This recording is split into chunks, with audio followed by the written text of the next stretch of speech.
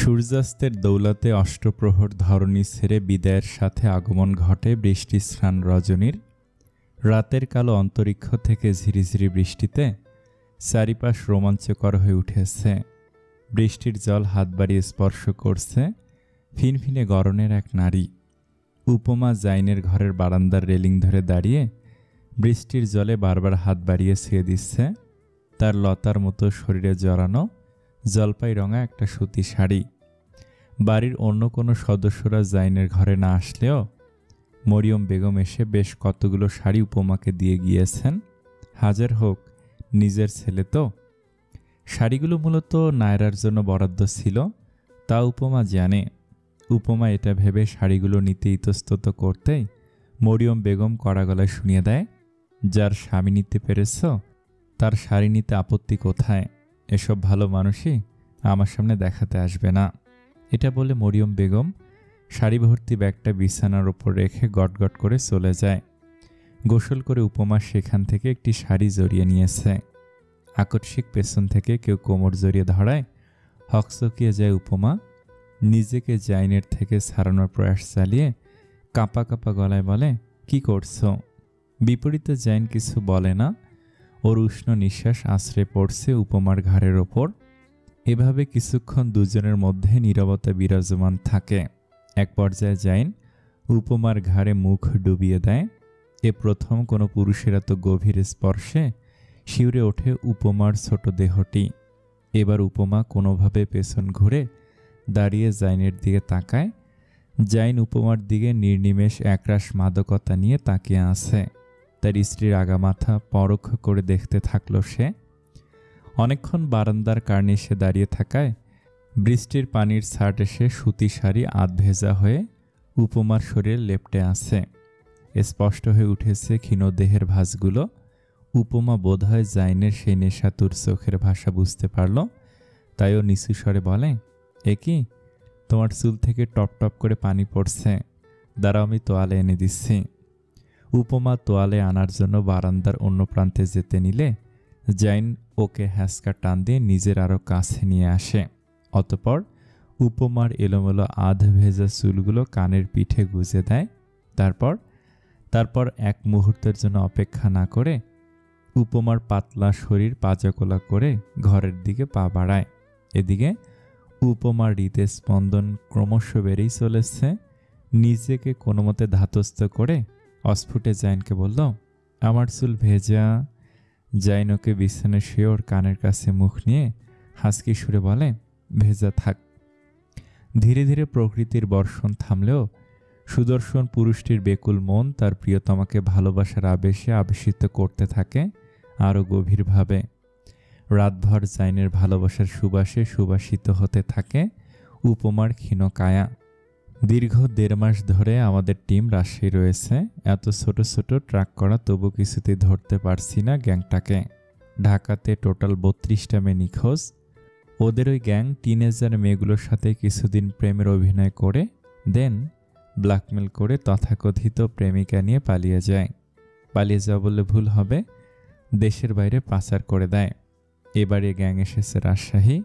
আমার মনে হয় ওরা বুঝতে পেরেছে পুরো ঢাকা শহর আমরা ওদের তন্ন তন্ন করে খুঁজেছি, তাই এখানে এসে গা ঢাকা দিয়েছে।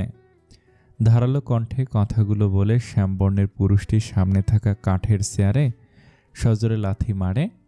বাকিরা সবাই ভয়ার্ত দৃষ্টিতে শুকনো মুখে তাকিয়ে আছে ক্রোধান্বিত পুরুষটির দিকে। সাদ পুরুষটির কাছে এগিয়ে এসে বলে, এমন করছিস কেন তুই? আমরা সবাই চেষ্টা করছি নাকি? জান রক্তিম চোখে সাদের দিকে তাকিয়ে বলে, এত কিছু শুনতে চাচ্ছি না, আপডেট থাকলে বল। রোহিত নামের ছেলেটি শান্ত এবং দৃঢ় গলায় জানকে বলে, স্যার আপডেট তো আছেই। জান গভীর কণ্ঠে বলল, আমি জাস্ট আপডেট শুনতে চাচ্ছি। রোহিত শুকনো ঢোক গিলে বলে, ওদের next target I guess Rajshahi ইউনিভার্সিটির মেয়েরা। কথাটি শোনা মাত্রই জানের ঠোঁটের আগায় খেয়ে গেল রহস্যময় হাসি। সকলকে উদ্দেশ্য করে জান বলল, সবাই রেডি থাকো, এবার আমাদের ফেল হলে চলবে না। রোহিত, আকাশ, ঈশা, মহুয়া, গুঞ্জা, তোমরা রাজশাহী ইউনিভার্সিটির ক্যাম্পাসে কাল থেকে নজর রাখবে। আর সাদ, তুই আমার সাথে থাকবি। কাল আমরা পুলিশ স্টেশনে যাব। রাজশাহী স্থানীয় এসপিকে এ ব্যাপারে অবগত করতে হবে। জান তার কালো শীতের হ্যান্ড ওয়াচটা দেখে সবার উদ্দেশ্যে আবার এসে বলল, রাত অনেক হয়েছে, যে যার রুমে যাও, গো অ্যাহেড। সকলে যে যার রুমে চলে গেল। সাদ বলল, কি অবস্থা রে তোর বাড়ির? কোনো খোঁজ নেওয়া হয়নি? জান স্বাভাবিক কণ্ঠে সাদের দিকে তাকিয়ে বলল, এখন অবস্থা ভালো। তোর ফুপি? সে আছে। ভাগ্যিস তুই সেদিন লোকেশনটা ট্র্যাক করে দিয়েছিলি, না হলে পুরো রাজশাহী খোঁজা লাগতো। সাদ মৃদু হেসে বলে, একে লাগ বলে বন্ধু, ভাগ্যিস তোর ফুপি ফোনটা নিয়েছিলেন। আচ্ছা একটা কথা বল, ওই রকম একটা শোকাহত অবস্থায় তোর ফুপি মোবাইল নিতে ভুলল না? জান শীতল দৃষ্টিতে তাকাতেই সাদ কথা ঘোরাতে বলে, আচ্ছা বাদ দে, তোর ভাই আর বোনকে মেনে নিয়েছে তোর পরিবার, না মেনে যাবে কোথায়? সাদ আরও কিছু বলতে যাবে, তার আগে ওর চোখ আটকে যায় জানের পায়ের দিকে। যা বলার জন্য সে মুখ খুলেছিল সেসব ভুলে প্রশ্ন ছড়ে, তোর পায়ে ব্যান্ডেজ কেন? জান একটা সোফায় বসে মোজা পড়তে পড়তে বলল, খুব বাজেভাবে কাঁচ ফুটেছিল। সাদ বিরক্তি ভাব নিয়ে ঝাঁঝিয়ে বলে, আর তুই এ পা নিয়ে ঢ্যাং ঢ্যাং করে হোটেলে চলে এসেছিস? জান পায়ে শু ঢুকিয়ে ফিতে বেঁধে বলল, সমস্যা কোথায়? আরে ভাই, তুই এখানে একটা কেস সলভ করতে এসেছিস, এভাবে হাত পা কেটে বসে থাকলে চলবে? দেখে শুনে চলাফেরা করা যায় না? দেখে শুনেই কাছে পা দিয়েছি। সাদ এবার বিরক্তিতে কপাল কুঁচকে বলল, জান, are you kidding? No, I am not. তাহলে দেখে শুনে কাছে পা দিয়েছিস মানে? তোর মাথায় অত কিছু ঢুকবে না। হ্যাঁ, আমার মাথায় তো ঢুকবে না। জান বিরক্তিতে কারন্ত উচ্চারণ করে বলে, এত গ্যাজাস কে? কথাটি বলে দরজার কাছে যেতে যেতে আবারও বলে, 12:30 বেশি বাজে, বাড়ি যাচ্ছি, বাই। জান চলে গেলে সাদ মনে মনে ভাবে, এই ছেলে নির্ঘাত পাগল। ও যে কিভাবে সিআইডি অফিসার হলো, ওর তো থাকার কথা পাবনার পাগলাগারদে। সাদের কার্নিশ বেয়ে দাঁড়িয়ে সিগারেট ফুঁকছে নাহির। চারিদিকে নিস্তব্ধতায় ঢেকে যাওয়া রাত। খানিক আগে বৃষ্টি হয়েছিল বিধায় পরিবেশটাও শীতল। শরীর শিহরণ বহিয়ে দেওয়ার জন্য দমকা হাওয়া বয়ে যাচ্ছে অবিরত। সাথে সেই নিকোটিনের ধোঁয়া উড়াচ্ছে নাহির এবং অপেক্ষা করছে কোনো পরিচিতার। আচমকা নাহিরের কর্ণে প্রবেশ করল সুমিষ্ট একটি কণ্ঠ, এই যে নাহির সাহেব, এভাবে ভয় দেখে ডেকে আনার মানে কি? নাহির হাতের সিগারেটটা ছাদের মেঝেতে ফেলে পা দ্বারা পিষে ঠাই দাঁড়িয়ে রইল। কিংজা নাহিরের পাশে এসে দাঁড়িয়ে আবারও বলে, বলুন নাহির সাহেব, এভাবে ডেকে আনার কোনো মানে হয়? নাহির কিংজার দিকে ফিরে তাকে স্মিত হেসে বলল, আমার বউটাকে দেখব বলেই তো ডেকেছি। কিংজা ওর কথায় কোনো পাল্টা উত্তর না দিয়ে প্রশ্ন ছুড়ল, আপনি আবার সিগারেট খেয়েছেন? নাহির কিংজার আরও খানিক কাছে এসে বলল, এটাই লাস্ট, আর খাবো না। কিংজা ভুরু কুঁচকে বলল, এই নিয়ে কতবার বলেছেন বলুন তো, আপনাকে আর বিশ্বাস করা যায় না। নাহির ঘোর লাগা কণ্ঠে কিংজার দিকে দৃষ্টি রেখে বলে, একটু পর আমি যা করব সেটাও বিশ্বাস করতে পারবে না। কিংজার কানে নাহিরের এমন বেফাস কথা শুনে ও কাঁপা কাঁপা গলায় বলে, মানে? দেখুন, বিয়ের আগে এসব একদম না। কিংজার কথা নাহির কানে তুলল না। সে কিংজার থেকে কিছুটা দূরত্ব নিয়ে ওর দুপাশে নাহির তার দুই হাত রেলিংয়ে আঁকড়ে ধরল। ফলস্বরূপ কিংজার পালাবার কোনো পথ খোলা থাকল না, ওর চারিদিক সম্পূর্ণ বদ্ধ হয়ে গেল। কিংজার কোমর ঠেকেছে রেলিংয়ে, দুই পাশে নাহিরের দুই হাত রেলিং ধরেছে, আর সামনে তো গোটা দানবীয় শরীর নিয়ে দাঁড়িয়ে আছে নাহির। নাহিরের পরবর্তী পদক্ষেপ কিংজার কাছে বোধগম্য হতে ওর শক্ত বক্ষে সজোরে ধাক্কা মেরে ছাদ থেকে ছুটে চলে যায়। কিংজার এহেন কাণ্ডে নাহির নিঃশব্দে হেসে স্টাইলিশ চুলগুলো ব্যাক ব্রাশ করে নিচে যাওয়ার জন্য পা বাড়ায়। নায়রা আজ যে প্রায় 10 দিন পর ফ্রিল্যান্সিংয়ের কাজ যে শুরু করেছে, এটা তার কাছে একটা শখ। অনেকক্ষণ যাবতীয় চেয়ারে বসে কম্পিউটারে কাজ করার দরুন ওর কোমরটাও কেমন অবশ্যই রয়েছে। নায়রা আড়মোড়া ভেঙে চেয়ার থেকে উঠে সোজা বারান্দায় চলে যায়। বারান্দায় দাঁড়িয়ে নিজের হাত মুভ করতে থাকে কিছুক্ষণ যাবত। এরপর রাতের আকাশের দিকে তাকিয়ে জ্বলজ্বল করতে থাকা তারকারাজি অবলোকন করল। রাতের এই কালো আকাশে 4টা অর্ধ চন্দ্রাকৃতিতেই কিঞ্চিত পরিমাণে আলো ছড়াচ্ছে। এক পর্যায়ে নায়রার চোখ যায় বাড়ির সিংহ দুয়ারের দিকে। কোনো এক পরিচিত মানুষকে দেখে ঠোঁটে বাঁকা হাসি ফুটিয়ে তুলল ও। জান বাড়ির পেছন দরজা দিয়ে ঢুকে সোজা সিঁড়ি ভেঙে দোতলার করিডোরে পা রাখল। নিজের ঘরের দিকে যাওয়ার জন্য পা বাড়াতে উদ্যত হলে তার কানে আসে এক পরিচিত নারীর গুরুগম্ভীর আওয়াজ, তুই যে চুরি ডাকাতি শুরু করেছিস, আগে তো বলিসনি, তা কার বাসা থেকে চুরি ডাকাতি করে আসলি?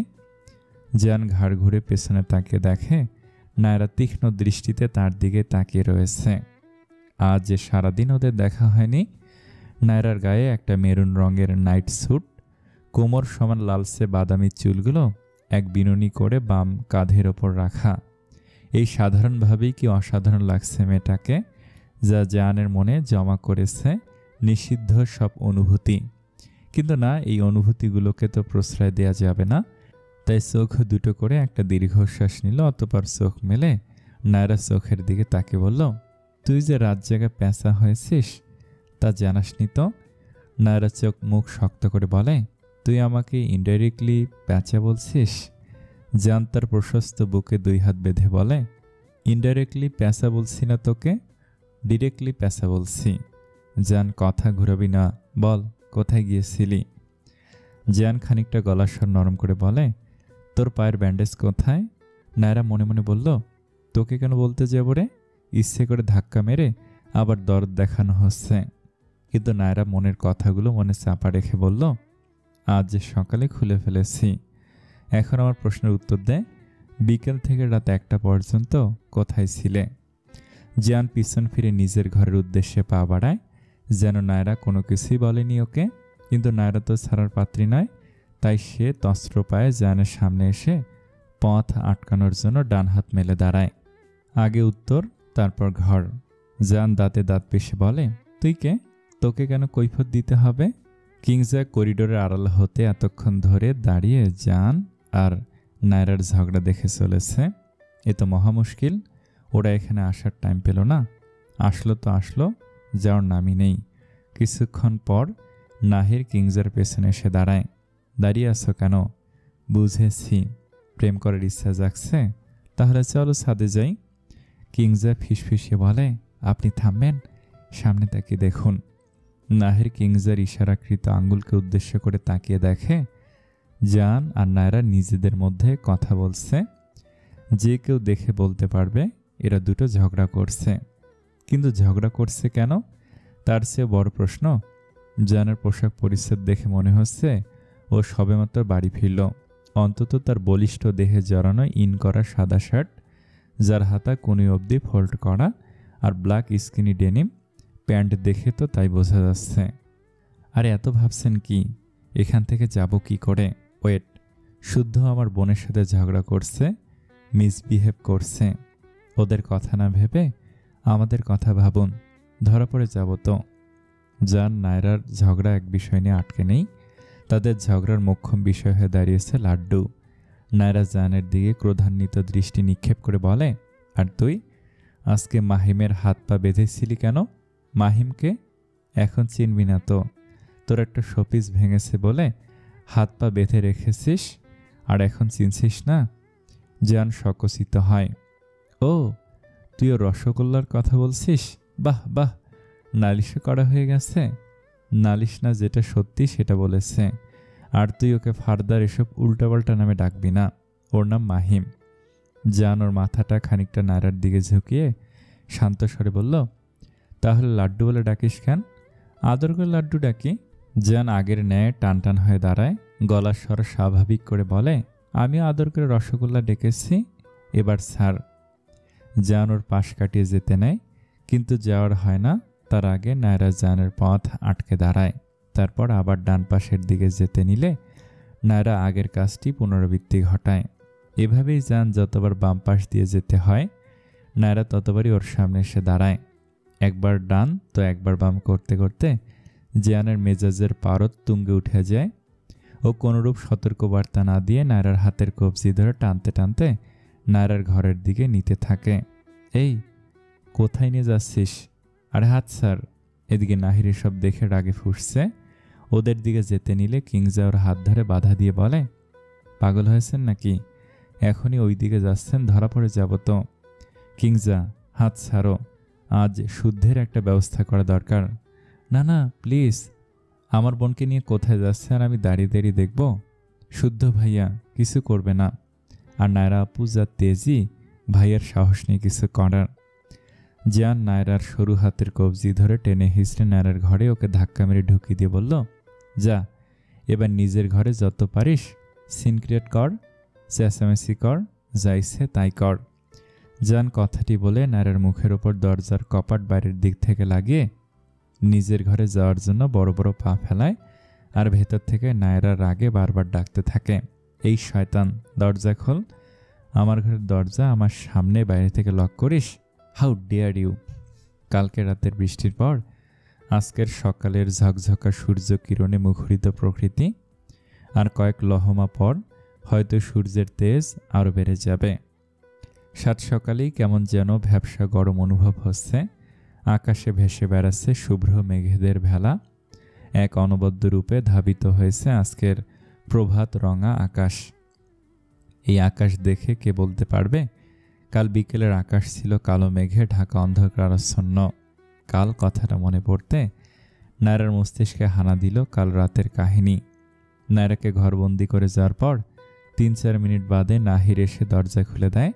নায়রা যখন জিজ্ঞেস করেছিল, তুই ঘুমাসনি ভাইয়া, তখন নাহিরের সরল জবাব ছিল সে পানি পান করার জন্য নিচে যাচ্ছিল। নায়রার এমন দরজা ধাক্কানোর বিকট আওয়াজ পেয়ে সে তার ঘরের দিকে ছুটে আসে। নাহির যখন প্রশ্ন করেছিল কে বাইরে থেকে দরজা লক করেছে, এই প্রশ্নের প্রতি উত্তরে নায়রা জানের নাম বলতে গিয়েও বলেনি, পাশে এই ভেবে যে তার ভাই এমনিতে রক্সটা বদমেজাজি, যদি এখন জানের ঘরে গিয়ে কোনো ঝামেলা বাঁধায়, আর জানও তো চুপ থাকার মতো ছেলে নয় যে সব আঘাত খোঁচা দেওয়া কথা মুখ বুজে সয়ে যাবে। আর যায় সে তো আর জাইনের মতো মিটমিটে শয়তান না, যা বলার যা করার নির্বিঘ্নে সকলের সামনে করে বসে। একটু বেশি বেপরোয়া এক কথায়। মূল কথা, সে চায়নি মাঝরাতে নাহির আর জান কোনো সিন ক্রিয়েট করুক, আর না অহেতুক তার জন্য বাড়ির সবার রাতের ঘুম হারাম হোক। ছাদে কাপড় মেলতে মেলতে এসব ভেবে একটা দীর্ঘশ্বাস বেরিয়ে এলো নায়রার। আজ যে খুব সকাল সকাল গোসল করেই ছাদে কাপড় মেলে দিতে এসেছে নায়রা, আর একটু পর ভার্সিটিতেও যেতে হবে সেই জন্য। এটা অবশ্য নায়রার নিত্যদিনের রুটিন। ও যেদিন ভার্সিটিতে যায় সেদিন গোসল করে পরিপাটি হয়েই যায়। সে আজ একটা কটনের ম্যাজেন্ডা কালারের চুড়িদার পরেছে। ওর ভেজা চুল দিয়ে টুপটুপ করে পানি পড়ছে। তোয়ালে দিয়ে চুল মুছে ছাদে ভেজা তোয়ালেটা মেলে দিল, অতপর পা রাখল সিঁড়ির ঘরে। আজ নায়রার মনটা অনেক ভালো ছিল, অন্তত অন্য দিনের তুলনায় তো বটে, কিন্তু এই আনন্দটুকু মনে হয় তার ভাগ্যে নেই। তা না হলে যাদের ওই মুখে সে দেখতে চায় না তাদের মুখে সাত সকালে দর্শন করা লাগলো। ভাবতেই বিরক্তকর লাগছে নায়রার যে উপমার মতো একটা হারে বজ্জাত মেয়ের সাথে তার এই সময় দেখা হলো। নায়রা উপমার পাশ কাটিয়ে এমনভাবে চলে যাচ্ছে যেন ওখানে কেউই ছিল না, এক কথায় যাকে বলে এড়িয়ে যাওয়া। কিন্তু উপমা তার আর আপুর পিছু ছাড়ল না। একটা দীর্ঘশ্বাস নিয়ে উপমা কাতর কণ্ঠে ডাক দিল, আপু। না, এই মেয়ে দেখছি নায়রাকে সিঁড়িঘরটাও পার হতে দিবে না। উপমা সলসল চোখে নায়রার দিকে তাকিয়ে আসছে। পরেছে একটা আকাশি রঙের সুতি শাড়ি, মাথায় তোয়ালে আলগাভাবে পেঁচানো, ডান হাতে একটা বালতি ধরে রেখেছে যার মধ্যে বোধহয় পরিষ্কার করা জামা কাপড়। দেখে বোঝাই যাচ্ছে কেবল গোসল করলো। এসব কিছু বাদেও নায়রার চোখ আটকালো উপমার গলার কাছটায়। বিউটি বনের দিকে কেমন লাল সোপ সোপ দাগ হয়ে আছে, যা নায়রার ধারালো মস্তিষ্ক অন্য কিছুর ইঙ্গিত দিচ্ছে। নায়রা কেন ভাবছে এসব? ওরা বিবাহিত, আর 5টা স্বামী স্ত্রীর মধ্যে যা হয় ওদের মধ্যেও তাই হয়েছে, অস্বাভাবিক তো কিছু নয়। কিন্তু তবুও কেন বিরক্ত লাগছে নায়রার? মাথার মধ্যে দাউ দাউ করে আগুন জ্বলছে। নায়রা কোনো বাক্য ব্যয় ছাড়া পুনরায় নিজের ঘরে যাওয়ার জন্য পা বাড়ালো। উপমা তখনও ছলছল চোখে নায়রার দিকে তাকিয়ে রয়।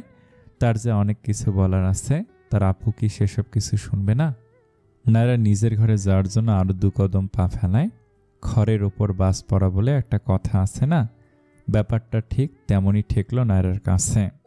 প্রথমে উপমা, তারপরে জাইন, দুজনের মুখোমুখি হতে হলো। জাইন উপমাকে চোখের ইশারা করলো।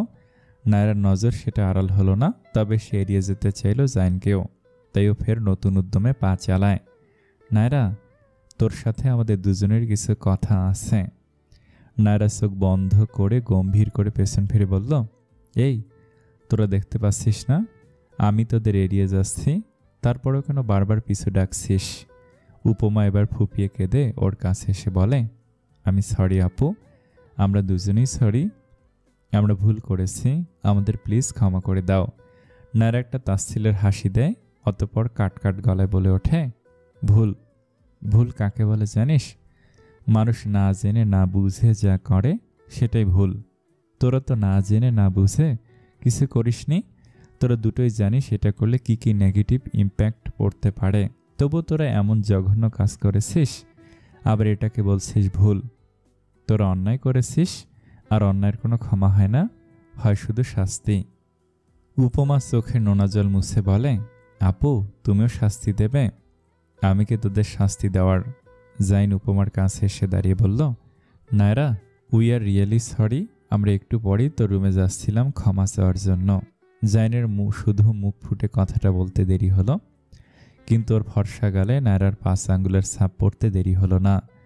চপাটে চর মারার কারণে জাইনের মাথাটাও একটু ঝুঁকে গেল।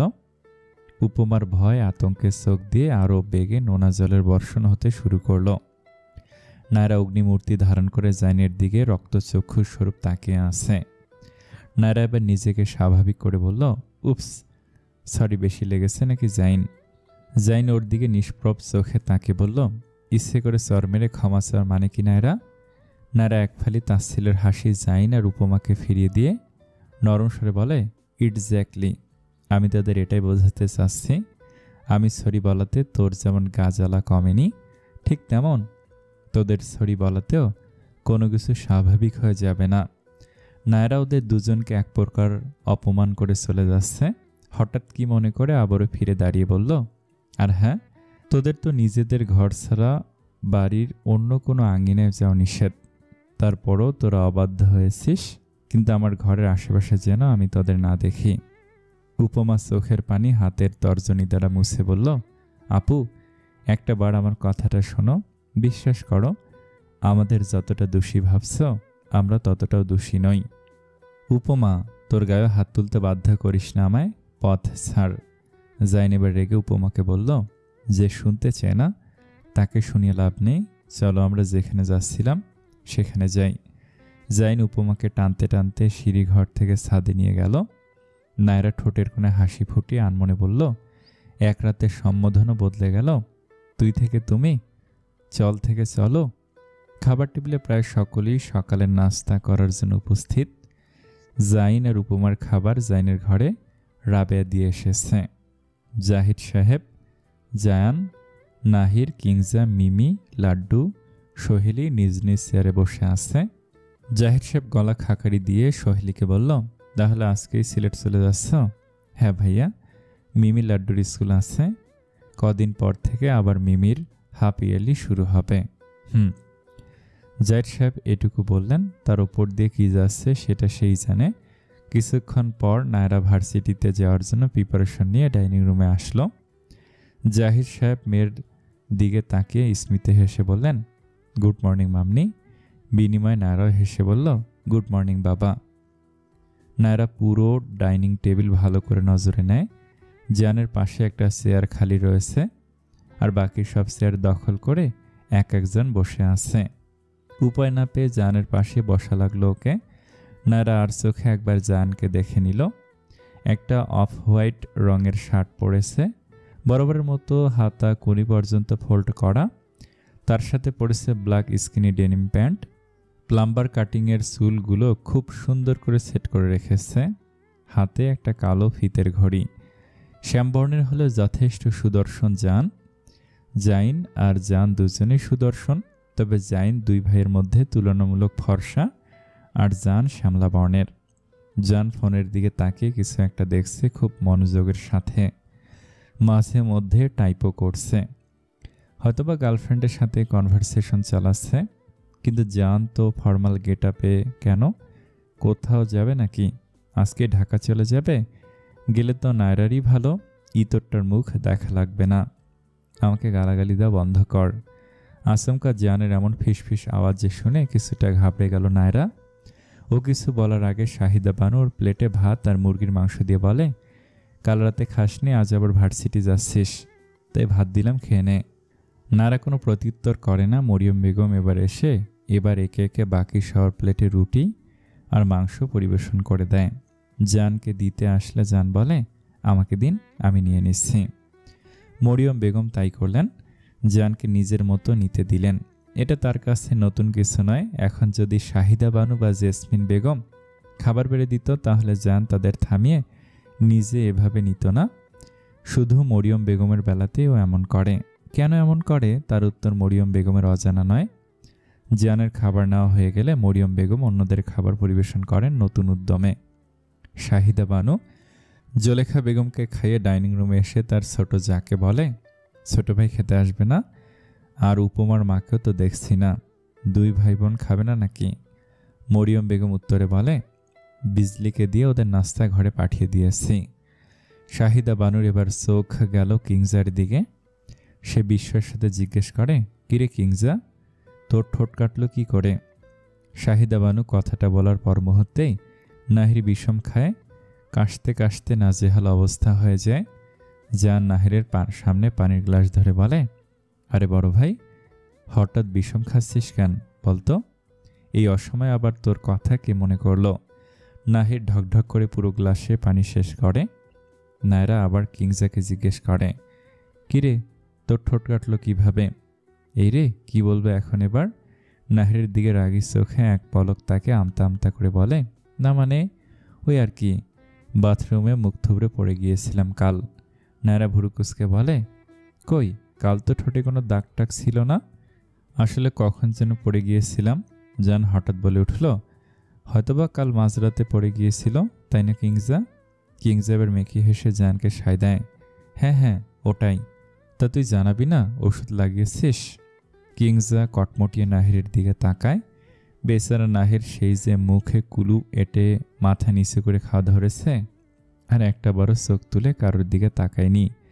কিংজা নাহিরের থেকে দৃষ্টি সরিয়ে বলে, হ্যাঁ আপু, লাগিয়েছি। জান নায়রার কানের কাছে মুখটা হিসিয়ে নিয়ে বলল, খাওয়ার সময় এত কথা বলিস কেন, চুপচাপ খা।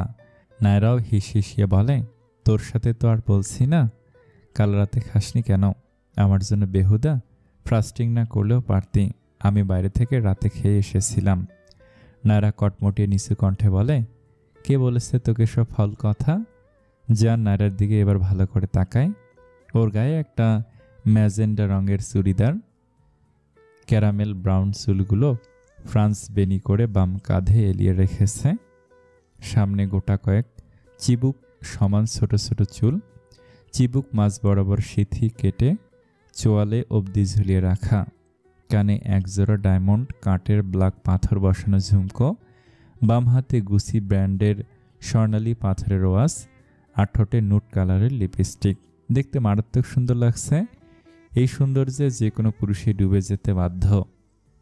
কিন্তু জানের রাগ হচ্ছে ওর এত সাজগোজ দেখে, তাই খানিকটা নিচু স্বরে ধমকে বলে, রং মেখে সং সেজেছিস কেন? নায়রা কটমটিয়ে বলল, মুখের ভাষা ঠিক কর জান। জান মৃদু হেসে বলে, তোর থেকে আমি 4 বছরের বড়, তুই কি আমার সামনে মুখের ভাষা ঠিক করে কথা বলিস যে আমি বলতে যাব? কারণ তুই ভালো ব্যবহারের যোগ্য না। Same to you. নিজের ঘরে গুরুতর ভাবনায় মগ্ন জাহিদ সাহেব, সেই সাথে কষছে নতুন কোনো ছক। নিজের মাঝে এভাবে সব ঘেটে ঘ করে দেবে তা কল্পনাতীত ছিল তার, তবু মুখ ফুটে মায়ের সামনে টু শব্দ করতে পারেনি তিনি। এখনো পর্যন্ত বাড়ির মালিক জুলেখা বেগম। বাড়ির দলিলের চুক্তিপত্র অনুযায়ী জুলেখা বেগম পরলোক গমনের পর তার ছেলেমেয়েরা অর্থাৎ জাহিদ সাহেব, জাফর সাহেব আর জেসমিন বেগম যার যার প্রাপ্যটুকু পাবেন। পারিবারিক ব্যবসার কথা বলতে গেলে তারও মালিকানা স্বয়ং ইখতিয়ার ইসলাম তার স্ত্রী জুলেখা বেগমের নামে করে গিয়েছেন। এই বিষয়টি নিয়ে জাহিদ সাহেব যথেষ্ট মনক্ষুণ্ণ। সে কখন থেকে ঘরের এ কোণ থেকে ও কোণ পায়চারি করছেন জাহিদ সাহেব, না, সব পরিকল্পনা মাঠে মারা গেল। নতুন কোনো পরিকল্পনাও আসছে না তার মাথায়। কিভাবে জেনকে রাজশাহীর ব্রাঞ্চ থেকে বের করা যায়? আদৌ কি তা সম্ভব? এত কি ভাবছ? শাহিদা বানু ঘরে প্রবেশ করে জিজ্ঞেস করলেন। জাহিদ সাহেব বিছানার উপর বসে তার স্ত্রীকে জিজ্ঞেস করছেন, তোমার এত মানুষের প্রতি দরদ কেন বলো তো? ছোট যার সাথে স্বাভাবিক আচরণ, দেবর ননদ খেতে আসেনি তা নিয়ে চিন্তা, তুমি কি সব ভুলে গেলে? শাহিদা বানু বুঝলেন তার স্বামীর এহেন প্রশ্নের মানে। তার চোখে মুখে অসহায়তার ছাপ দৃশ্যমান। কিছু ভুলিনি নাহিরের বাবা, তাছাড়া আর কি করব? রাগ তো আমারও আছে, কিন্তু মা তো বলেই দিয়েছেন গতকাল, এ নিয়ে যেন আমরা বড়রা আর নিজেদের মধ্যে দ্বন্দ্ব রেষারেষি না করি। তাছাড়া আমি বাড়ির বড় বউ, সব কিছু আমাকে মানিয়ে নিতে হবে। ঝামেলা করেই বা লাভ কি? যথেষ্ট হলো তো। আমি শুধু চাচ্ছি আমার মেয়েটাকে একটা ভালো ছেলের হাতে তুলে দিতে, যে ওর এসব জেদ তেজ রাগের ঊর্ধ্বে গিয়ে আমার মেয়েটাকে ভালো রাখবে। ওর সামনে 25 বছর হবে, আর বিয়ের বয়স পার হয়ে যাচ্ছে। তো তুমি ভালো ছেলের খোঁজ করো, সেসব পরে হবে। ও আগে গ্রাজুয়েশনটা কমপ্লিট করুক, 3 মাস বাদে নায়রার ফাইনাল সেমিস্টার। আর তুমি ওর বিয়ে নিয়ে এত চিন্তা করছো কেন বলো তো? আমার মেয়ে কি ফেলনা নাকি যে এক বিয়ে ভেঙে গেলে আর বিয়ে হলো না? 2 দিন আগে এমন ঘটনা ঘটলো। আমি এখন ওর বিয়ে নিয়ে ভাবতে চাইছি না, তুমিও ভেবো না। শাহিদা বানুর ভুরু যুগল কুঞ্চিত হয়ে এলো। বাবা যেমন হয়েছে, ছেলে মেয়ে দুটো তেমন স্বভাব পেয়েছে। এই যে কথায় কথায় সে তো ভুলে বসেছে জিজ্ঞেস করতে জাহিদ সাহেবকে কি নিয়ে এত ভাবছে। তাই কথাটি মাথায় আসতে আগের অনুরূপ শাহিদা বানু আবার জিজ্ঞেস করলো, এতক্ষণ ধরে কি নিয়ে ভাবছিলে? জাহিদ সাথে সাথে শান্ত চোখে শাহিদা বানুর দিকে তাকিয়ে বললেন, আমি ভাবছি নায়রাকে রাজশাহী ব্রাঞ্চের অফিসে বসাবো, কিন্তু শুভ্র তো সে পদে রয়েছে। আর তাছাড়া নায়রা কি এসব বিজনেসের কিছু বোঝে? সে বুঝবে না কেন? ম্যানেজমেন্ট নিয়ে পড়াশোনা করছে, ও শিখিয়ে দিলে ঠিকই পারবে, শুভ্রর থেকে ভালো পারবে। ও তো এমডি হিসেবে রয়েছেই, তাহলে নায়রা কেন? ওর এসব বিজনেস নিয়ে কোনো জ্ঞান নেই, আর না আছে কোনো আগ্রহ। জাহিদ সাহেব বিরক্তিতে বললেন, সে আমি বুঝে নেব, এত ভাবতে হবে না তোমায়। তুমি যা করতে চাইছো তা ঠিক না। নাহির তো এমনি ঢাকার ব্রাঞ্চটা সামলাচ্ছে, আর এখন নায়রাকে রাজশাহীর ব্রাঞ্চের দায়িত্ব দিতে চাইছো। মা জানে? মা জানে কি করবে? না তো আর করতে পারবে না। মা জানে কি করবে? না তো আর করতে পারবে না। শাহিদা বানুর কথা বাড়ালেন না। এরা সব একজাত, নিজের স্বার্থ নিয়েই ভাবে, সব করতেও পারে। তাই যদি না হয় তাহলে কখনো নিজের ভাইয়ের সাথে নীরবে প্রতিদ্বন্দ্বিতা করতে পারে? রাজশাহী বিশ্ববিদ্যালয় দেশের অন্যতম নামকরা পাবলিক ইউনিভার্সিটি, শত শত শিক্ষার্থীর স্বপ্নের ক্যাম্পাস। ক্যাম্পাসে রয়েছে ভিন্ন ভিন্ন গাছের সমাহার, সুসজ্জিত চারিপাশ। দেশের অন্যান্য জেলা থেকে প্রতি বছর অনেকে আসেন রাজশাহী বিশ্ববিদ্যালয়ের ক্যাম্পাস পরিদর্শনের জন্য। শিক্ষার্থীদের একাংশ বন্ধুদের নিয়ে আড্ডা দেয়, তো আরেকাংশ বই খাতা নিয়ে পড়ালেখায় মশগুল। ক্যাম্পাস পরিদর্শনে কপত কপতিদেরও দেখা মেলে, যে যার মতো ক্যাম্পাসে সময় কাটায়। সাদ আপাতত এসব দেখেই চলেছে সে তখন থেকে।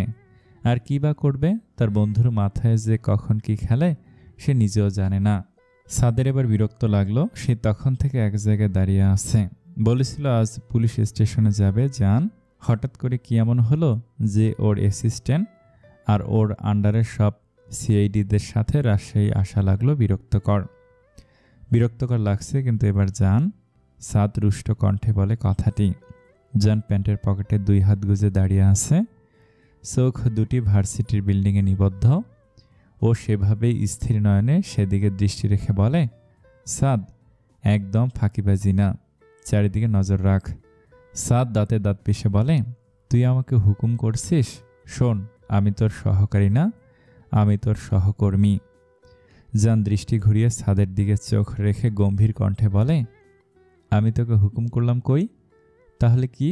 আচ্ছা বলতো একটা কথা, সকাল সকাল কি শুরু করেছিস? পুলিশকে জানাতে হবে না এই নারী পাচারকারীদের ব্যাপারে? পুলিশ স্টেশন যাওয়ার কথা ছিল আজ। জান আবারও তার দিকে ফিরে দৃষ্টি নিয়ে বলে, তোর কি মনে হয় পুলিশকে ইনফর্ম করা হয়নি? শোন, আমরা পুলিশের ইন্টেলিজেন্স ডিপার্টমেন্টে রয়েছি, কেসের মিস্ট্রি আমাদেরকে সলভ করতে হবে। সাদ ভুরুকুসকে জিজ্ঞেস করল, ওপর মহল জানিয়েছে এই গ্যাংটার ব্যাপারে?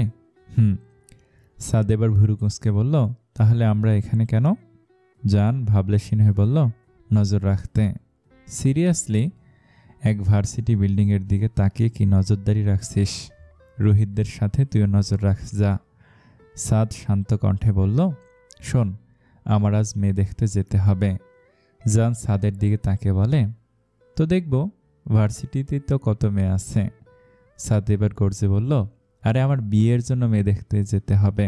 জানিস তো, ঘটক অনেক মেয়ে দেখানোর পর এই প্রথম কোনো মেয়ে পছন্দ হয়েছে। বাবা বলল, মেয়ে রাজশাহীর।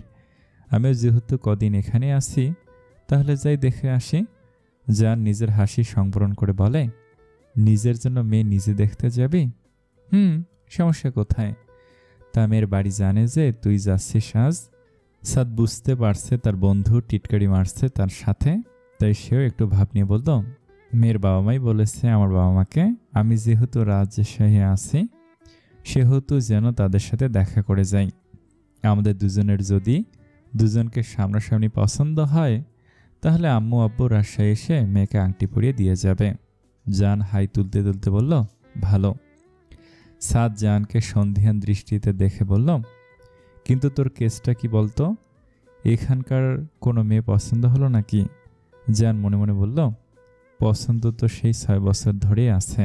নারা একটা কথা কিছুতেই বুঝতে পারছে না, ক্লাসের সবাই ওর দিকে কেন ঘুরে ঘুরে এভাবে তাকাচ্ছে। তাকে কি ভিন গ্রহের কোনো প্রাণী লাগছে নাকি কোনো এলিয়েন? কেন এভাবে ক্লাস শুদ্ধ সবাই স্যারের লেকচার বাদ দিয়ে তার দিকে তাকাচ্ছে বারবার? সে ক্লাসে আসার পর থেকে দেখছে সবাই তার দিকে হা করে তাকিয়ে আছে। ক্লাসে ঢোকার সময় নারা খেয়াল করেছে সবাই এভাবে অদ্ভুত দৃষ্টিতে অপলক তাকিয়েছিল। নারা কৌতূহল নিয়ে দোয়েলকে জিজ্ঞেস করলো, এই সবাই আমার দিকে এভাবে তাকিয়ে আসছে কেন? আমার কি নতুন রূপ উঠেছে? ঠোঁট উল্টে বলল, তা আমি জানি কি, আমিও তো 10 দিন পর আজ ভার্সিটিতে আসলাম। তা আসিসনি কেন? কথাটা বলেই নায়রা ভুরু কুঁচকে দোয়েলকে ভালোভাবে দেখে বলল, কি হয়েছে রে তোর? মন খারাপ নাকি? দোয়েল মুখ কাঁদো কাঁদো করে বলল, মা বাবা ছেলে ঠিক করেছে আমার জন্য বিয়ে দেবে। নায়রার মনে হলো আকাশ থেকে পড়ল সে। কি? বিয়ে ঠিক হয়েছে? কার সাথে? আমি কিছু জানি না, সবই দেখেছি। আমার একটু পছন্দ হয়নি, কিন্তু বাবা মা হ্যাঁ করে দিয়েছে। এখন নাকি তারা আর নাও করতে পারবে না, তাহলে তাদের মান সম্মান নষ্ট হবে। সেজন্যই তো রাগে দুঃখে ভার্সিটি আসেনি। আজ যে তুই এসেছিস তাই আমিও আসলাম, অন্তত তোর সাথে বলে মনকে একটু হালকা করতে পারবো। নায়রা কিছুক্ষণ ব্যাপারটা নিয়ে ভাবল, অতঃপর দোয়েলকে বলল, তোর কাছে ওই ছেলের নাম্বার আছে? না নেই। কেন? নায়রা চোখ শুরু করে বলল, কেন মানে? তুই ফোন নাম্বার জোগাড় করে ছেলেকে কল দিয়ে বলবি তুই ওনাকে পছন্দ হয়নি, ব্যাস। প্রথম লেকচারের পর 2-3 জন মেয়ে নায়রার কাছে আসে, বাকিরাও কেমন যেন নায়রার দিকে তাকিয়ে আছে। এবার নায়রা হলো মহাবিরক্ত, ঝাঁঝিয়ে সকলকে বলে উঠল, এই তোদের সমস্যা কি রে? তখন থেকে দেখছি আমার দিকে তোরা সবাই তাকিয়ে রয়েছিস। মহুয়া নামের মেয়েটি নায়রাকে জিজ্ঞেস করলো, তোর না বিয়ে হয়েছে গত পরশু? আজ যে তুই ভার্সিটি চলে এলি, কে বলেছে তোদের আমার গত পরশু বিয়ে হয়েছে? রুদ্ধ নামের ছেলেটি বলে, আমরা সবাই সেটাই জানতাম নায়রা, আর যদি তাই না হয় তবে 10 দিন ধরে ভার্সিটি কেন আসিসনি? আমি অসুস্থ ছিলাম তাই আসিনি। এসব গুঁড়ো খবর কে দেয় তোদের? দোয়েল মনে মনে ভাবে, এমএ মিথ্যে কেন বলছে? ফিসফিস করে নায়রাকে জিজ্ঞেস করলো, তুই মিথ্যে বলছিস কেন? নায়রা দাঁত কটমট করে বলে, গাধি। মহুয়া রিক্তাকে দেখিয়ে বলে, রিক্তা বলেছে। নায়রা শান্ত দৃষ্টিতে রিক্তার দিকে তাকালো। রিক্তার কাছে ক্লাসের যে কোনো খবর থাকে, কোনো না কোনোভাবে খবর জোগাড় করে নেয়। তাই নায়রা অবাক হলো না, সে শুধু সকলের উদ্দেশ্যে স্বাভাবিকভাবে বলল, এসব মিথ্যে কথা, আমি অসুস্থ ছিলাম সেজন্য এ কয়দিন আসিনি। রুদ্ধ এবার রিক্তাকে বলে, রিক্তা শুধুমাত্র তোর জন্য শাহিনের আজ এই অবস্থা। ফালতু কোথাকার, এসব উল্টাপাল্টা খবর বয়ে এনে মানুষের জীবন নিয়ে টানাটানি। রিক্তা কিছু বলবে তার পূর্বে নায়রা রুদ্ধকে জিজ্ঞেস করে বসে, শাহিন ওই টপারটা কি হয়েছে ওর? রুদ্ধ নরম স্বরে বলে, তোর বিয়ে হয়ে যাচ্ছে এ খবর রিক্তের কাছে শুনে গত পরশু শাহিন বিষে আত্মহত্যার চেষ্টা করেছে। এখনও হসপিটালাইজড। ভাগ্য ছিল বলে বেঁচে গিয়েছে। নায়রা বিস্মিত, হতবিহ্বল। এভাবে নিজের জীবন নিয়ে কেউ এমন করে? শাহিনের মতো একটা ভালো স্টুডেন্ট, যার একটা ব্রাইট ফিউচার রয়েছে, সে কিনা নায়রার জন্য সুইসাইড করতে গিয়েছে। নায়রা বরাবরই শাহিনকে ইগনোর করে এসেছে। আগের বছর প্রপোজ করেছিল শাহিন নায়রাকে। নায়রা নিজের আত্মগরিমার এক পশলা উদাহরণও দিয়েছিল সেদিন শাহিনকে। মধ্যবিত্ত পরিবারের ছেলে বলে তার যোগ্যতা নিয়েও কম কথা শোনায়নি শাহিনকে। সেই সাথে থাপ্পড় তো আছেই। শাহিনের এমন একটা খবর শুনে নায়রারও খারাপ লাগলো। অনুশোচনা হচ্ছে ওর। যে যাই বলুক না কেন, নায়রার জন্যই তো শাহিন সুইসাইডের চেষ্টা করেছে। এখন বুঝতে পারছে নায়রা ছেলেটা কি পরিমাণে ওর জন্য পাগল। নায়রা, তুই কি আজ শাহিনকে দেখতে যাবি? রুদ্ধর আওয়াজে নায়রার ভাবনার সুতো ছিঁড়ে কণ্ঠস্বর নরম করে বলল, হ্যাঁ যাব, ভার্সিটি শেষে। এ কথা শুনে ক্লাসের সবাই নায়রার দিকে অবাক হয়ে তাকিয়ে থাকে। সবার পক্ষ থেকে রুকমা প্রশ্ন করে বসে, তুই আরে ওকে নায়রা? যে তুই শাহিনকে পছন্দ করিস না, এড়িয়ে চলিস, সে তুই ওকে দেখতে যাবি? নায়রা চোখ ছোট ছোট করে বলে, কি ভাবিস তোরা আমাকে? এটা তো সত্যি আমার জন্য শাহিন এমন একটা কাজ করেছে, তাই আমিও চাই ওকে একবার দেখে আসতে। আর আজই যাব। দোয়েল তখন থেকে মুখ গোমড়া করে ওদের কথা শুনছিল। এবার সেও কিছু বলে বসে, আমিও যাব তাহলে তোদের সাথে। বেচারার কি অবস্থা কে জানে। আরমান সবাইকে থামিয়ে দিয়ে বলে, নো টেনশন, আমরা কটা ছেলে গত পরশু গিয়েছিলাম ওকে দেখতে। আজ না হয় আমি আর রুদ্ধ তোদের দুজনকে নিয়ে যাব। কি বলিস ভাই রুদ্ধ? কি এমন গুরুত্বপূর্ণ কথা যে এভাবে ডেকে আনলে? জাফর সাহেব সোফা থেকে উঠে বারান্দায় চলে গেলেন। যেতে যেতে জাইনকেও বললেন, বারান্দাতে এসো। জাইনও মাথা ভর্তি প্রশ্ন নিয়ে বারান্দায় যায়। সে গিয়ে ক্ষণ কিছু বলবে, তার আগে জাফর সাহেব প্রশ্ন ছুড়ে বসেন, কেন করলে এটা শুভ্র? জাইনও পাল্টা প্রশ্ন করে বসে, কি এমন করেছি? কি এমন করেছো মানে? উপমাকে বিয়ে করেছো কেন এভাবে পালিয়ে গিয়ে? জাইন একটা তাচ্ছিলের হাসি দিয়ে বলে, তোমাদেরকে আমি বলেছিলাম বাবা, আমি নায়রাকে না উপমাকে বিয়ে করতে চাই। ওকে আমি পছন্দ করি। আর এটাও বলেছিলাম যে তোমরা যতই নায়রার সাথে বিয়ে ঠিক করো না কেন, আমি জীবনে বিয়ে করলে উপমাকেই করব। জাফর সাহেবের মনে পড়ে সেদিনের কথা। জাইন আর নায়রার বিয়ে ঠিক হওয়ার পর জাইন তাকে বলেছিলেন সে উপমাকে পছন্দ করে। বিয়ে করলে উপমাকেই করবে, নয়তো না। দরকার হলে বিয়ের আসর ছেড়ে উপমাকে নিয়ে পালাবে, তবুও নায়রাকে নয়। শুধু নায়রা কেন, অন্য কোনো মেয়েকেই জাইন বিয়ে করবে না। কিন্তু জাফর সাহেব এটা বুঝতে পারছেন না। তার ছেলে সত্যি এমন একটা কাজ করে বসবেন। সে আগে থেকেই জানতো জাইন উপমাকে পছন্দ করে, কিন্তু সে সবসময় চেয়ে এসেছে নায়রার সাথে তার বড় ছেলের বিয়ে দিতে, কারণ নায়রার নামে ইখতিয়ার ইসলাম ঢাকাতে 10 শতক জমি কিনে দিয়েছিলেন, তার বংশের একমাত্র নাতনি বলে কথা। আর দলিলের নিয়ম অনুযায়ী নায়রা প্রাপ্তবয়স্ক হলে সেসব জমির মালিকানা পাবে। আর এখন নায়রার ওই জমিটুকুর মালিক। 3 নাতির পর নায়রা হয়। ইখতিয়ার ইসলাম খুশি হয়ে তার বড় নাতনিকে এই উপহারটা দিয়েছিলেন। অবশ্য তার ঢাকাতে জমি জমার অভাবও নেই। এছাড়াও বাকি 3 নাতিকেও সে ঢাকার গুলশানে 2.5 শতক করে জমি কিনে দিয়েছিলেন, যদিও তা নায়রার জমিটুকুর কাছে নিতান্তই অল্প। নাহিরের জমিটুকুতে বর্তমান ফ্ল্যাট করা হয়েছে, কারণ তাকে ব্যবসার জন্য ঢাকা যেতেই হয়, থাকতে হয়। আর জানের জমিটুকু সে এখনই ওরা 2 ভাইয়ের কেউই হাত দেয়নি।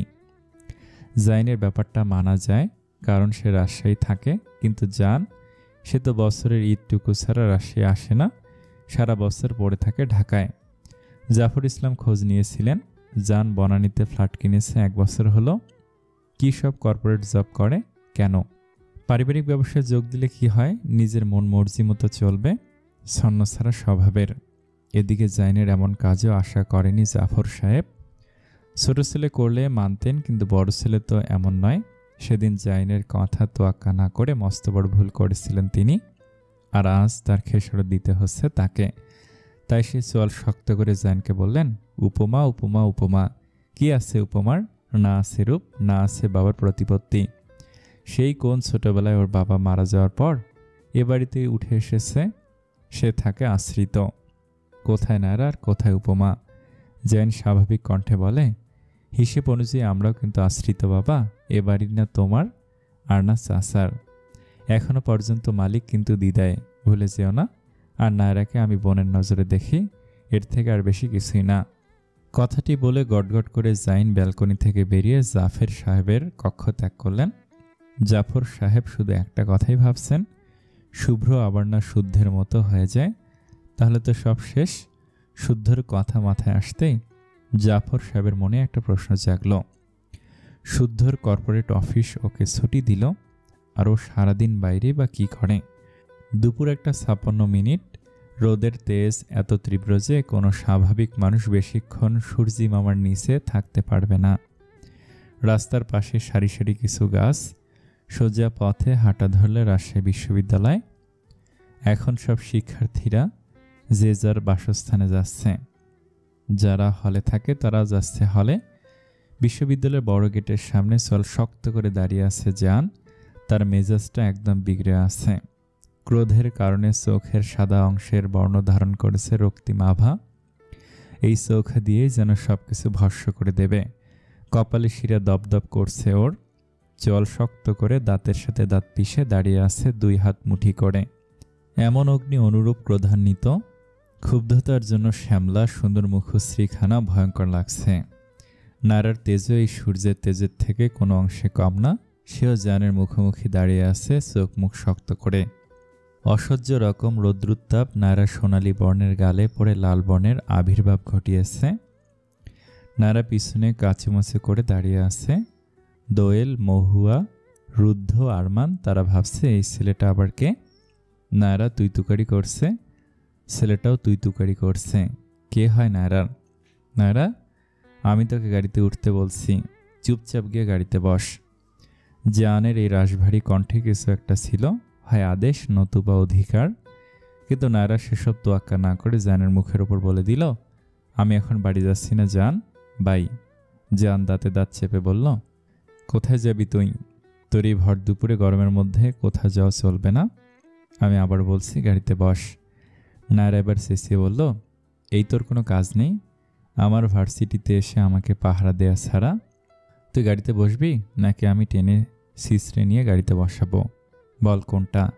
নায়রা বাঁকা হেসে বলল, কোনোটাই না, আমি এখন আমার ফ্রেন্ডদের সাথে এক জায়গায় যাব।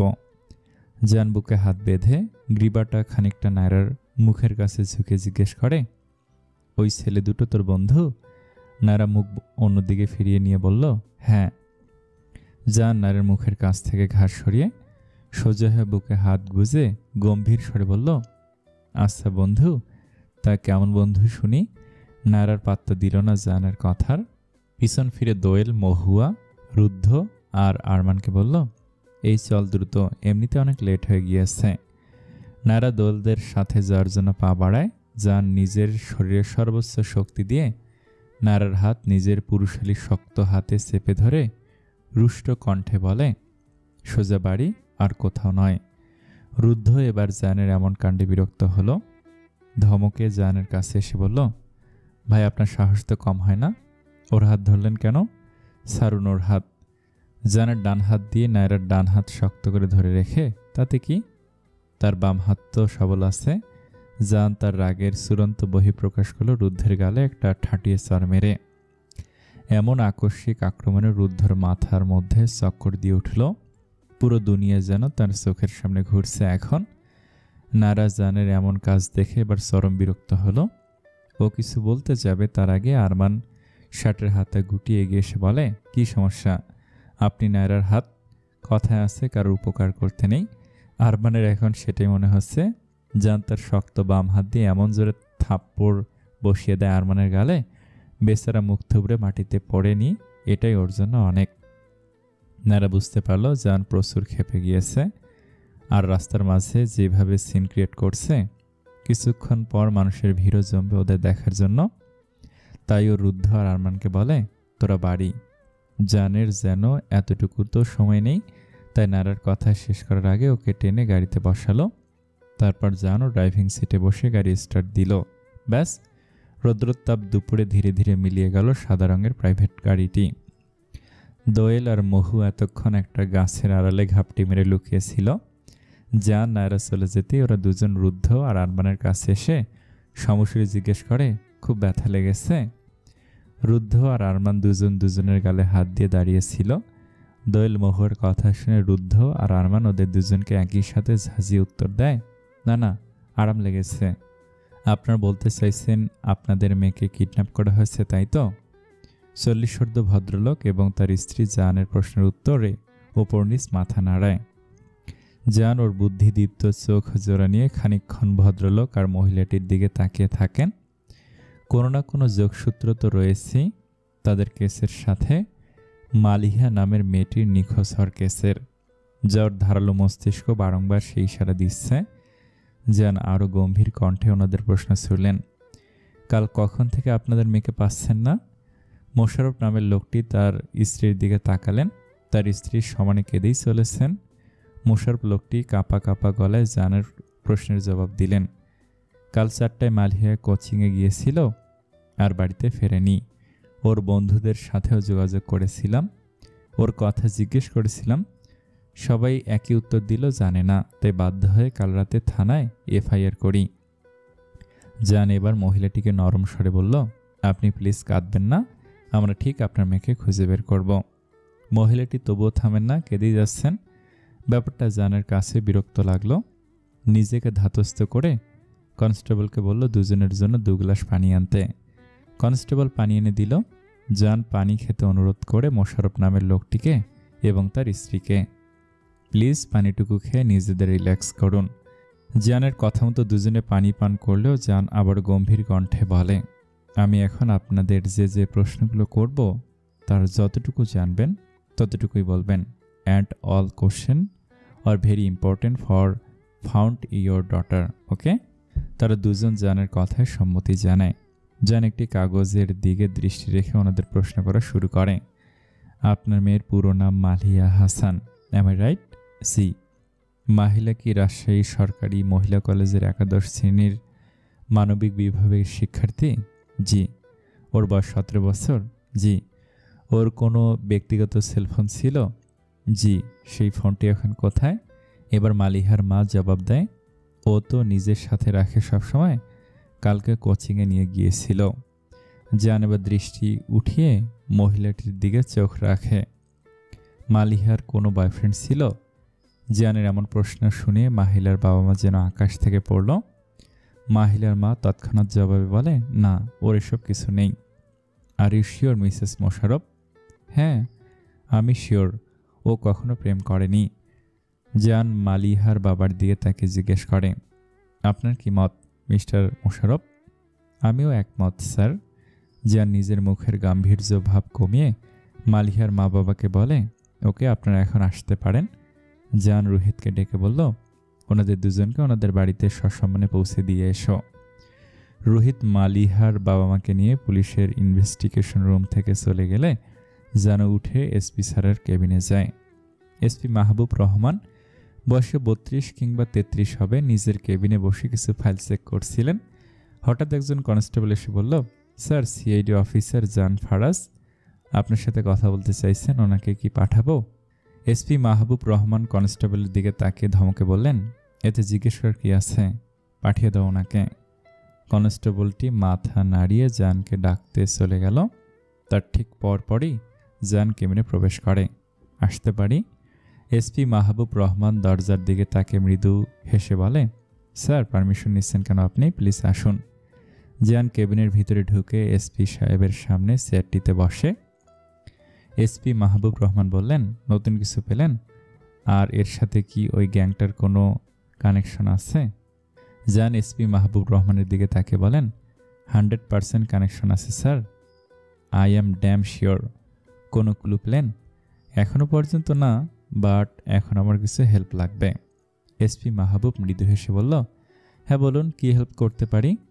ও দেখেছেন এভাবে বসিয়ে রেখে আপনার সাথে কথা বলছি, একজনকে দিয়ে চা আনাই। মাহবুব রহমান তার অ্যাসিস্ট্যান্টকে ডাকার সাথে তাকে থামিয়ে দিয়ে বলে, নো থ্যাঙ্কস, চা খাবো না এখন, আপনি শুধু আমাকে বিগত 1.5 মাসের আনসলভ কেসগুলো দেখান। এসপি মাহবুব কপাল কুঞ্চিত করে বললেন, তেমন কোনো আনসলভ কেস তো নেই, বাট একটা কেস পেন্ডিং আছে। জান গম্ভীর গলায় এসপিকে বলল, please show me the file. SP Mahbub তার অ্যাসিস্ট্যান্টকে ডেকে বলল, স্যার ওই আনসলভ কেসটার ফাইল দেখাও। কনস্টেবল জানের সামনে কেসের ফাইলটা নিয়ে আসলে জান তা অত্যন্ত সূক্ষ্ম নজরে দেখতে থাকে। বেশ কয়েকটা কেসের ছবিও তুলে নেয় মোবাইলে। এরপর কনস্টেবলের কাছে ফাইলটা ফেরত দিয়ে এসপি মাহবুব রহমানকে বলে, থ্যাংক ইউ, আমি এখানে বেশ কিছু কেসের ছবি তুলে নিলাম এবং আপনাদের সলভ করা কেসের মধ্যে থেকে মিসিং কেসগুলো নিলাম। আর আনসলভ কেসটাও, যেটা রাজশাহী বিশ্ববিদ্যালয়ের একটা মেয়ের মিসিং কেস, আমার মনে হচ্ছে এটা অনেক দূর হেল্প করবে। এসপি মাহবুব রহমান আন্তরিক হেসে বললেন, প্লিজ আর কোনো হেল্প লাগলে বলবেন। জান চেয়ার থেকে উঠে বলল, নিশ্চয়ই, আজ তাহলে উঠছি, সি ইউ টুমোরো। বেলা শেষে সূর্য ডুবি ডুবি অবস্থা। সেই ডুবন্ত সূর্যের কমলা রঙে অঙ্কিত করেছে আসমানি রঙা আকাশ। গুধূলি বেলার কমলা আকাশে ধীরে ধীরে ধেয়ে আসছে সন্ধ্যার গাঢ় নীলসে আধার। পাখিরাও নিজেদের ঘরে ফেরার জন্য ডানা ঝাপটে উড়ান দিচ্ছে। পুরো কমলা আকাশ জুড়ে উড়ে বেড়াচ্ছে পাখিরা। আজ প্রায় 5 দিন হয়ে গেল জাইন উপমার বিয়ের। বাড়ির কেউ ওদের ঘরে উকি ঝুঁকিও দেয় না। কাজের লোক দিয়ে 3 বেলা খাবার পাঠায়। সারাদিন জাইনও বাড়িতে থাকে না, অফিসে যায়, তাই উপমাকে একাই ঘরের মধ্যে থাকতে হয়। এভাবে ঘরের মধ্যে সারাক্ষণ থাকতেও ভালো লাগে না ওর। ইচ্ছে করে ছুট্টে নায়রার ঘরে চলে যেতে, কিন্তু নায়রা তো আর আগের মতো কথাও বলবে না উপমার সাথে। তাছাড়াও সেদিন ওর নায়রা আপু কিভাবে বলেছিল তার ঘরে না যাওয়ার কথা, সেজন্যই তো সাহস করে উপমা নায়রার ঘরে যাওয়ার সাহস পায়নি। কিন্তু নায়রা ঠিকই কিংসের সাথে কথা বলে, একসাথে সিনেমা দেখে। নায়রা খুব ভালো বেক আইটেম বানায়। এই যে উপমা গত পরশুই দেখল দোতলা লিভিং রুমের বারান্দা থেকে নায়রা কত খুশি মনে কিংজাকে কেক বানানো শেখাচ্ছে। এর আগে নায়রা যতবার কেক বানিয়েছে ততবার উপমাও নায়রার সাথে রান্নাঘরে থেকেছে। ওর নায়রা আপুর কি একবার উপমার কথা মনে পড়ে না? ওর যেমন নায়রার সাথে কথা বলতে ইচ্ছে করে, ওর নায়রা আপুরও কি একবারও কথা বলতে ইচ্ছে করে না? এসব ভেবে উপমার মন সর্বদা উদাস থাকে, কান্না পায়। মাঝে মধ্যে কান্নাকাটি করেও কিন্তু জাইনের জন্য কাঁদতেও পারে না। জাইন তো বলে দিয়েছে সেদিনের পর, আমার সাথে সংসার করতে চাইলে নায়রা আপু একদম চলবে না। উপমা বোঝে নায়রার সেদিনের চরটাতে জাইন অনেক অপমানিত হয়েছে। যতই জাইন নায়রার সাথে অন্যায় করুক, নায়রা তো বয়সে জাইনের অনেকটাই ছোট, 5 বছরের গ্যাপ তো কম নয়। সন্ধ্যা থেকে নায়রার অনেক মাথাটা ধরেছে। সারাদিন তো আর কম ধকল যায়নি। ভার্সিটি থেকে বাড়িতে এসে পড়তে বসে। আর কদিন বাদেই গ্রাজুয়েশনের ফাইনাল সেমিস্টার, তার উপর বিয়ে নামক ভঙের জন্য ওর 10 দিন লস হয়ে গিয়েছে। ক্লাসমেটদের কাছ থেকে সেই নোট জোগাড় করে তুলতেই আরও যা সময় চলে যায়। এত চাপের মধ্যে অবশ্য একটা স্বস্তি হচ্ছে জান সেই দিনে গাড়িতে নায়রা ওকে মনে যা চেয়েছে তাই বলেছে, যা জানের আত্মসম্মানে আঘাত করার জন্য যথেষ্ট ছিল। তাই তো এই 3টে দিন জান ওর সাথে কথা বলা বন্ধ করেছে। সকালে যা খাবার টেবিলে দুজনে দেখা হয়, আর সারাদিনও দেখা যায় না জানকে। নায়রা অবশ্য রাত জেগে ফ্রিল্যান্সিংয়ের কাজ করার দরুন এক ঝলক ব্যালকনিতে গিয়ে দেখে আসে। তবে জানের কাছে গিয়ে আর কৈফত চায় না। সে যা মন চায় করুক, তাতে নায়রার যায় আসে না। নায়রা রান্নাঘরে ঢুকে কফি বানানোর জন্য পানি গরম করতে দিয়েছে। শাহিদা বানু, জেসমিন বেগম আর মরিয়ম বেগমও সেখানে ছিলেন। নায়রাকে দেখে জেসমিন বেগম, মরিয়ম বেগম রান্নাঘর থেকে প্রস্থান করলেও শাহিদা বানু নায়রাকে জিজ্ঞেস করেন, কিছু বানাবি? আমাকে বল, আমি বানিয়ে দিচ্ছি। নায়রা শাহিদা বানুর দিকে তাকিয়েই শান্ত স্বরে বলে, আমি কতবার বলেছি আপনাকে আমার ব্যাপারে এত আগ্রহ দেখাবেন না? আমার ভাষা কি আপনি বুঝতে পারেন না? আপনি ভালো করেই জানেন আপনার সাথে কথা বলতে আমার ভালো লাগে না, তবুও কেন এত দরদ দেখাতে আসেন বলুন তো? শাহিদা বানু মেয়ে কড়া গলায় বলে ওঠে, এই শোন, আমি তোর মা হই বুঝলি, আর তুই সবসময় আমার সাথে যেভাবে কথা বলিস কেন, সেই ছোটবেলা থেকে সহ্য করেছি এসব। যত বড় হচ্ছিস তোর এসব অভদ্রতা তত বাড়ছে। বল, দোষ আমার? আমি তোর খোঁজখবর নেই, তোর ভালো চাই, এটাই তো তোর সমস্যা। সেদিন জানকে বলেছিলাম তোকে ভার্সিটি থেকে আনতে, তার জন্য তুই আমাকে যেভাবে একটার পর একটা কথা শুনিয়েছিলি, মনে হয়েছিল মস্ত বড় ভুল করেছি আমি জানকে দিয়ে তোকে আনতে বলে। নারে সেসব কথায় কোনো হেলদোল নেই। সে গরম পানিতে পাস্তা সেদ্ধ করতে দিল। মাথা ধরার পাশাপাশি খিদেও লেগেছে। পাস্তাটা আগে বানিয়ে তারপর কফি বানানো যাবে। শাহেদা বানু কিছুক্ষণ মেয়ের দিকে চেয়ে আহত চোখে থাকলেন। তারপর বললেন, যেদিন আমি মরে যাব সেদিন বুঝবি। রান্নাঘরে আর দাঁড়ালেন না তিনি, সিঁড়ি ভেঙে নিজের ঘরে চলে গেলেন। নারা নিজ মনে শাহিদা বানু যাওয়ার পানে তাকিয়ে তাচ্ছিলের হাসি দিয়ে বলল, জীবনে আপনি আমার অনেক ভালো চেয়েছেন, আর না চাইলেও চলবে।